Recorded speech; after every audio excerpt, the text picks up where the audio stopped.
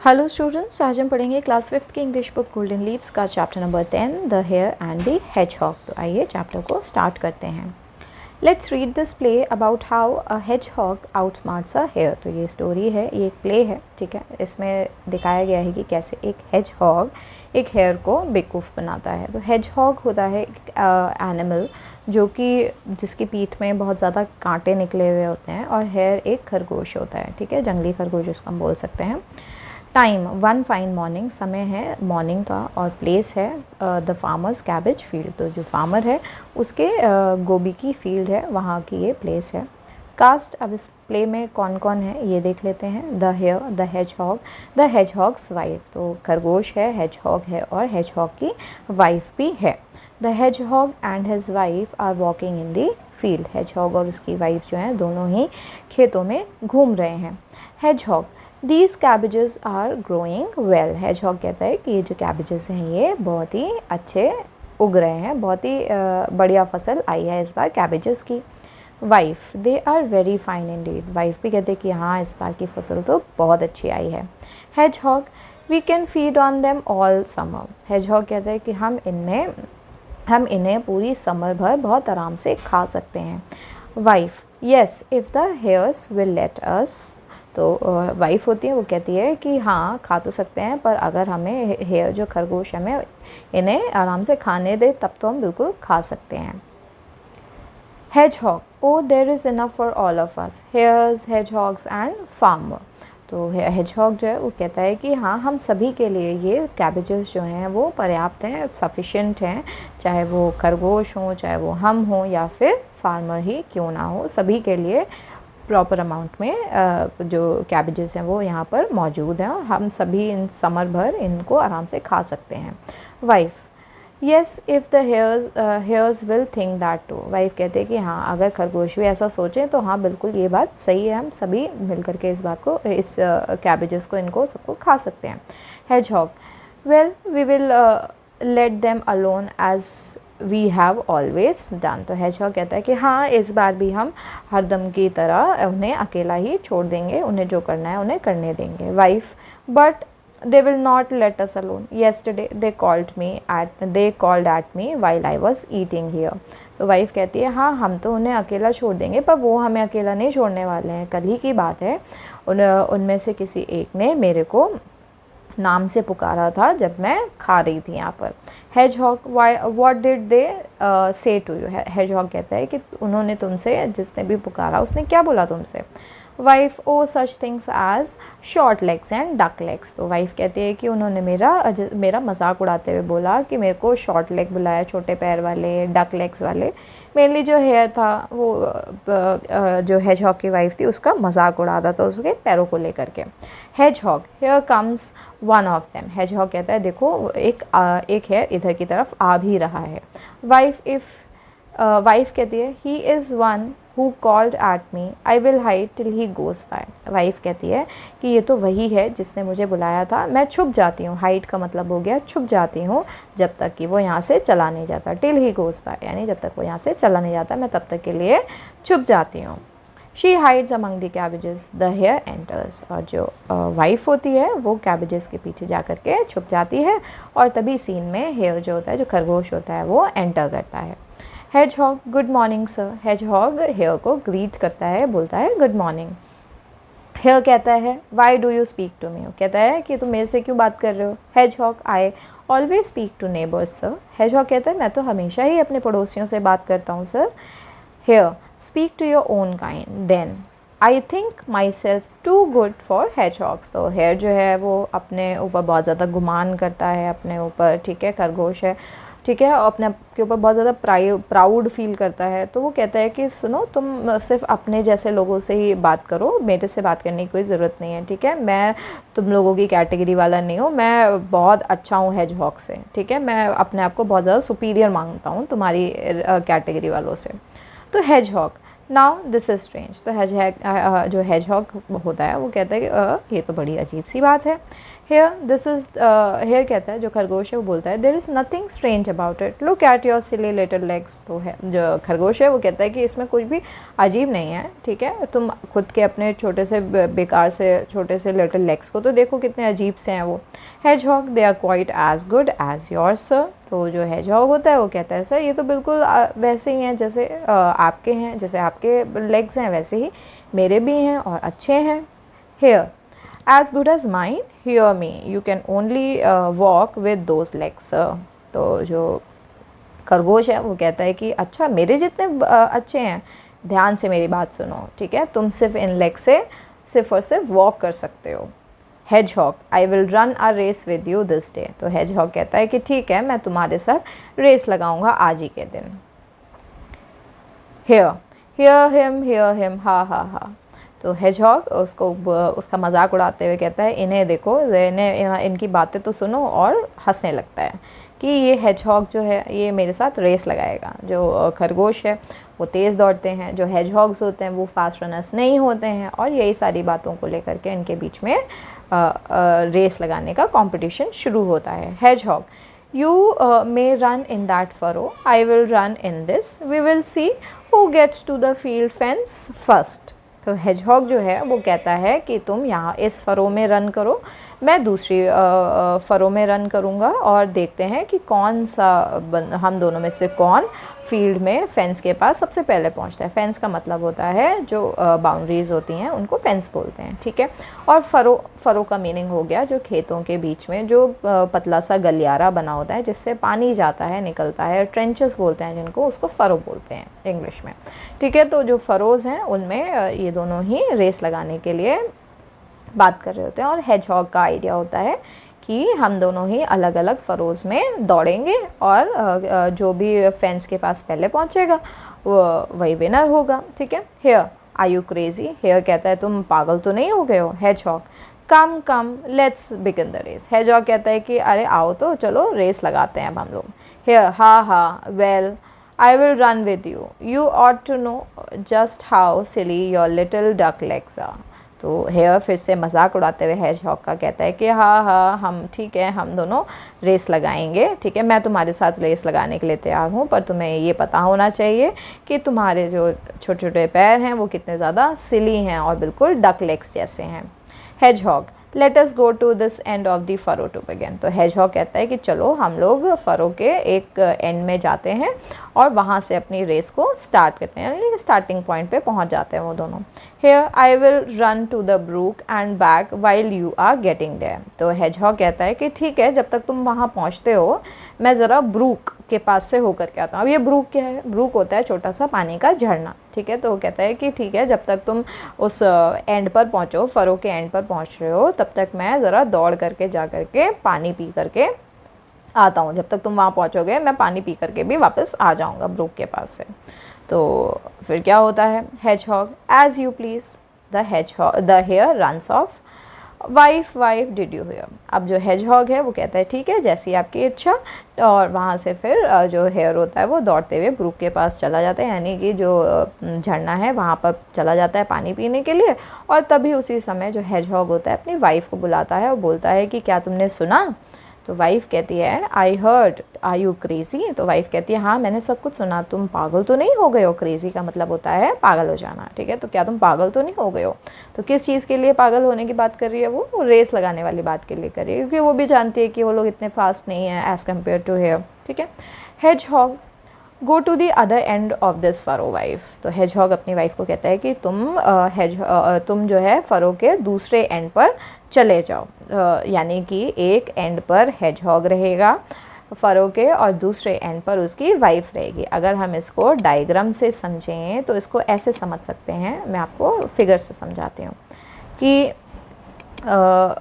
इस तरह से फील्ड्स बनी हुई हैं, ठीक है। ये मान लेते हैं फ़रो है, ठीक है। फ़रो का एक एंड पर वाइफ होगी और एक एंड पर हेजहॉग होगा और दोनों ही रेस करेंगे, ठीक है। तो आगे देखते हैं कि होता क्या है, यानी कि ये तो हो गया आपका फ़रो, यहाँ पर हो गई वाइफ और यहाँ पर हो गया आपका हेजहॉग, ठीक है। तो इतनी बात समझ में आई। अब आगे चलते हैं। तो उसका यही प्लान था हेजहॉग का। Wife, and why should I do that, wife कहती है और मैं ऐसा क्यों करूँ, यानी कि जो बात बोली थी हेजहॉग ने कि ये फ़रो के दूसरे कॉर्नर पे जाने की, तो वो वाइफ क्वेश्चन पूछती है कि ऐसा करने का फ़ायदा क्या है, मैं ऐसा क्यों करूँ, ठीक है। Hedgehog, the hare will run in the other furrow when he comes to your end. Put up your head and say, I am already here. तो हेजहॉग का दिमाग जो होता है, उसके दिमाग में जो आइडिया होता है कि वो अपने वाइफ को क्यों दूसरे कॉर्नर पर भेज रहा होता है, उसके पीछे का कारण ये होता है। हेजहॉग कहता है कि जब खरगोश दौड़ेगा और फरो के दूसरे एंड पर जाएगा, तो जैसे ही वो उस एंड पर पहुंचेगा तुम अपना सिर बाहर निकाल लेना, तुम जब तक वो दौड़ रहा है तब तक तुम छुपी रहना, जैसे ही वो वहाँ पर पहुँचे तुम अपना सिर बाहर निकाल के कहना मैं तो यहीं पर ही हूँ, I am already here. Wife, हा हा, he will think that I am you, wife कहते हैं कि हाँ हाँ हाँ बढ़िया आइडिया है, वो ऐसा सोचेगा कि मैं जो हूँ मैं तुम हूँ। तो हेजहॉग कहता है कि एग्जैक्टली, हाँ बिल्कुल सही, यानी कि जब वो दौड़ेंगे तो जैसे ही हेजहॉग एक कॉर्नर से दूसरे कॉर्नर पहुंचेगा तो वहाँ पर उसकी वाइफ निकल करके कहेगी कि अरे मैं तो यहीं पर ही हूँ, और जैसे ही खरगोश होगा वो वापस से दौड़ करके जाएगा, तो यहाँ से उसका हस्बैंड जो है वो बाहर निकल आएगा, जो हेजहॉग है वो अपना जो हेड है बाहर निकाल के कहेगा मैं तो यहीं हूँ। तो मेनली ये दोनों दौड़ेंगे नहीं, बस जैसे ही हेयर इस कॉर्नर पे पहुँचेगा तो इधर से वाइफ अपना सिर बाहर निकाल लेगी, कहेगी मैं तो यहीं हूँ, और सिमिलरली ऐसे ही हेजहॉग भी सेम ऐसे ही करेगा कि मैं तो यहीं हूँ। वाइफ, हा हा हा, I go, Mr. Hedgehog, I go. You may be short on legs, my dear, but you are long on brains. तो वाइफ जो होती है वो हंसते हुए कहती है कि ठीक है मैं जा रही हूँ, और तुम्हारे भले ही शॉर्ट लेग्स हों, बट तुम्हारा जो ब्रेन है वो बहुत ज़्यादा लॉन्ग है। यहाँ पर वाइफ अपने हस्बैंड को, जो हेजहॉग की वाइफ है, वो उसको प्रेज़ करते हुए, उसकी तारीफ़ करते हुए कहती है कि तुम्हारे भले ही छोटे पैर हों पर तुम्हारे पास दिमाग बहुत ज़्यादा है। She runs to the other end of the furrow. Mister hedgehog goes to his end, the hare enters. तो अब क्या होता है कि जो वाइफ होती है वो एक कॉर्नर पर चली जाती है, एक एंड पर चली जाती है, और इसी तरह से जो हेजहॉग होता है वो दूसरे एंड पर चला जाता है, और अब सीन में हेयर जो है वो एंटर होता है, यानी खरगोश जो है वो एंटर होता है। Hare, well are you ready, तो जो खरगोश है वो कहता है क्या तुम तैयार हो, हेजहॉग कहता है आई एम रेडी, मैं तैयार हूँ। हेयर, 1 2 3 गो, खरगोश बोलता है 1 2 3, और दोनों दौड़ना शुरू कर देते हैं। The hare run swiftly, the hedgehog sits, the hare reaches the other end of his furrow, the wife puts up her head. अब जो हेयर होता है वो दौड़ना तेज़ी से, स्विफ्टली का मतलब हो गया तेज़ी से, फुर्ती से दौड़ना शुरू कर देता है, पर हेजहॉग तो वहीं बैठा रहता है। अब जो हेयर है, जो खरगोश है, वो दौड़ते दौड़ते दूसरे एंड तक पहुंचता है, तभी उसकी जो वाइफ होती है, जो कि दूसरे एंड पर बैठी होती है, वो वहाँ से अपना सिर बाहर निकाल लेती है। Wife, I am already here, wife कहती है मैं तो यहीं हूँ, मैं तो ऑलरेडी यहाँ पर पहुँच चुकी थी। Hare, what is this, hare कहता है ऐसा कैसे। Wife, I am already here, मैं तो यहीं पर ही हूँ। हेयर, खरगोश कहता है we will try again, I you ready. अब खरगोश को इस बात पर विश्वास नहीं होता है कि ये तो पहले पहुंच गया, ऐसे कैसे पहले पहुंच गया। तो जो खरगोश होता है वो कहता है कि ठीक है हम दोबारा से दौड़ेंगे, क्या तुम तैयार हो। वाइफ कहती है आई एम रेडी, वो भी तैयार होती है। हेयर, 1 2 3 गो, हेयर फिर से 1 2 3 गो करता है, और फिर क्या होता है, the hare run swiftly, the wife sits, the hare reaches the other end of his furrow, mister hedgehog puts up his head. दोबारा से हेजहॉग दूसरे एंड से, एक एंड से दूसरे एंड तक जाता है, वाइफ इत्मीनान से बैठ जाती है, और जैसे ही हेयर दूसरे एंड तक पहुंचता है तभी हेजहॉग अपना मुंडी जो होती है उसको हेजहॉग जो होता है अपना मुंडी बाहर निकाल लेता है, कहता है मैं तो यहीं पर ही हूँ। Hedgehog, I am already here. Hare, I can't understand this, hedgehog कहता है मैं तो यहीं हूँ। तो खरगोश कहता है मुझे तो ये समझ में ही नहीं आ रहा क्या हो रहा है। Hedgehog, I am already here, तो हेजहॉग कहता है मैं तो यहीं पर ही हूँ भाई, मैं तो तुम्हारी सामने आंखों के सामने हूँ, देखो पहले वहाँ था अब यहाँ पर हूँ। Hare, we will try again, are you ready, तो खरगोश को विश्वास तो होता नहीं है, वो कहता है कि हम फिर से ट्राई करेंगे, क्या तुम तैयार हो। हेजहॉग, हाँ हाँ मैं रेडी हूँ, I am ready. Hare, 1 2 3 go, वो फिर से दौड़ना शुरू कर देते हैं। The hare run swiftly, mister hedgehog sits, the hare reaches the other end of his furrow, mister hedgehog puts up her head, और फिर दोबारा से वो लोग दौड़ना शुरू कर देते हैं, और जो हेयर होता है वो दोबारा से दौड़ना शुरू कर देता है, हेजहॉग वहाँ पर बैठा रहता है। फिर जैसे ही हेयर दूसरे एंड पर पहुँचता है फरो के, वहाँ से जो मिस्टर जो उसकी वाइफ होती है वो अपना सिर बाहर निकाल लेती है। Wife, I am already here. Wife कहती है कि मैं तो यहीं पर ही हूँ। Hare, I can't believe it, मुझे तो विश्वास ही नहीं हो रहा है। Wife, I am already here. Wife कहती है मैं तो यहीं पर ही हूँ। Hare, we will try again. Do you hear, we will try again. तो जो खरगोश है उसको गुस्सा आने लगता है, वो कहता है हम फिर से ट्राई करेंगे, तुमने सुना, हम दोबारा से ट्राई करेंगे। वाइफ कहती है आई एम रेडी, मैं तो तैयार हूँ। हेयर, 1 2 3 गो। अब हेयर दोबारा से 1 2 3 का इंडिकेशन देता है और अब क्या होता है, the hare runs swiftly. The wife sits, the hare reaches the other end of his furrow. Mister hedgehog puts up his head. Hare दोबारा से दौड़ना शुरू कर देता है, उसकी वाइफ बैठ जाती है वहाँ पर। हेयर जैसे ही दूसरे एंड पर पहुँचता है तुरंत ही मिस्टर हेजहॉग जो होता है अपना सिर बाहर निकाल लेता है और कहता है मैं तो यहीं पर ही हूँ। Hedgehog, I am already here. Hare, this is very very strange. अब जो खरगोश होता है उसको बिल्कुल भी विश्वास नहीं हो रहा है कि ये कैसे पॉसिबल है कि उससे ज़्यादा तेज़ एक हेजहॉग दौड़ रहा है। Hedgehog, shall we run again. Hedgehog कहता है कि क्या हम दोबारा से दौड़े हैं। तो अब जो खरगोश होता है वो कहता है no no, the race is yours neighbour hedgehog and will you please to call someday, I should be glad to see you. तो अब यहाँ पर जो खरगोश होता है इतनी बार रेस लगा करके हार करके थक चुका होता है और अब भी कहता है कि नहीं, अब जो रेस है वो तुम्हारी है, यानी कि तुम रेस को जीत गए हो। और फिर वो कहता है कभी लगे तो मुझे ज़रूर बुलाना, मैं यहाँ आपके पास आना ज़रूर, मुझे अच्छा लगेगा आपके पास आने में। Hedgehog, I shall be glad to come. ठीक है, मेरे को भी अच्छा लगेगा। The hedgehog goes off wondering। अब जो the hare goes off wondering। जो हेयर होता है, जो खरगोश होता है, वो सोचते हुए, वंडरिंग का मतलब वंडर से आया वंडरिंग, तो वंडर का मतलब होता है सोचना। ठीक है, तो हेयर जो है वो सोचते सोचते वहाँ से चला जाता है। Wife, running to meet mister hedgehog. अब जो वाइफ होती है मिस्टर हेजहॉग की, वो उससे मिलने के लिए दौड़ी दौड़ी आती है। You may be short on legs my dear but you are very very long on brains. तो उसकी वाइफ कहती है तुम्हारे भले ही पैर छोटे हों पर तुम्हारा जो ब्रेन है वो बहुत बहुत बहुत बड़ा है। तो ये इस चैप्टर का एंड था। अब हम यहाँ से इसके क्वेश्चन आंसर्स पर चलते हैं। तो आइए, अब जो भी एक्सरसाइज बुक में करने वाली है उसे बुक में करेंगे, बाकी क्वेश्चन आंसर्स को नोटबुक में लिखेंगे। Fill in the blanks. The hedgehog and his wife were talking about, किस बारे में बात कर रहे थे, about the cabbages in the field. तो फिल इन द ब्लैंक्स में हो जाएगा the cabbages in the field. वो लोग बातें कर रहे थे कैबेजेस के बारे में खेतों में। The wife complained to the hedgehog that the, fill in the blanks में क्या आएगा, वाइफ क्या कंप्लेन करी थी। वाइफ कंप्लेन करी थी कि जो हेयर है वो उसको नामों से बुलाता है, जैसे कि शॉर्ट लेग्स और डक लेग्स। तो that hare had called her names like short legs and duck legs. तो इसको लिख लेंगे, hare had called her names like short legs and duck legs. आगे चलते हैं। The hare laughed when the hedgehog challenged him to race. तो जो hedgehog है वो लाफ करता है जब जो हेयर है, जो खरगोश है, वो लाफ करता है जब हेजहॉग उसको चैलेंज देता है रेस लगाने के लिए। The wife called the hedgehog crazy because. अब वाइफ जो होती है अपने हस्बैंड को क्रेजी यानी पागल कहती है। क्यों कहती है, क्योंकि he suggested a race against the hare, क्योंकि जो हेजहॉग होता है उसी ने ही रेस लगाने का सजेशन दिया होता है हेयर को। What did the hedgehog think? अब आते हैं क्वेश्चन आंसर्स पे। ए, What did the hedgehogs think they would feed on all summer? तो hedgehogs क्या सोच रहे थे कि वो पूरी समर में क्या खाएंगे। The hedgehogs thought they would feed on cabbages all summer। तो उन्होंने सोचा था कि वो पूरी समर भर cabbages खाएंगे। Who wouldn't let them do so? कौन उन्हें ऐसा नहीं करने देता। The hares wouldn't let them do so। जो खरगोश होते वो उन्हें ऐसा नहीं करने देते।